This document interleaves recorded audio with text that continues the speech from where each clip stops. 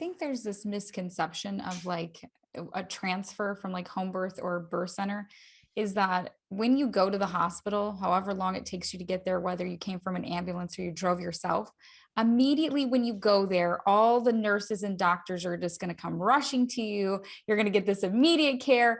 And if you need a C-section, the room's going to be waiting for you. And, there's like this thing where they're like, yeah, I'm only 5 minutes away, but nobody realizes that time, like exactly what you're talking about, assessment and stuff, that there's time because they don't know who you are. You just walked off the street.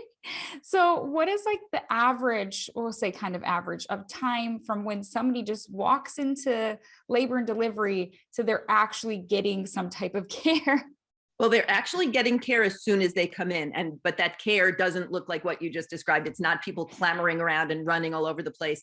Depends. I mean, if an ambulance pulls up and they called ahead, because we do get information from ambulances, and if this is bleeding and all that, then let's say I'm sitting in the delivery room with a patient of mine and we hear the red phone, call in and something like that, everyone starts getting ready, but they don't open up the C-section room because they don't know what exactly is going to be rolled in. So we have this information piece in OB that it's like from decision to incision.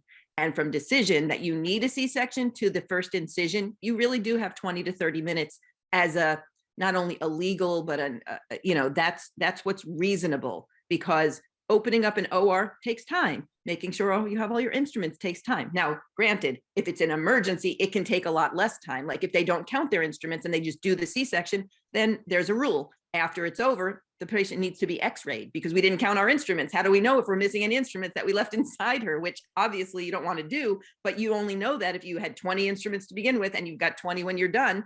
But if you didn't count them before you went in, you don't know. So not like we don't do that. I've definitely done them, but you prefer, if you have the time, to do it the way it's supposed to be done. All instruments ready, all personnel there, the pediatrician is called, everybody is ready for this emergency that's coming in.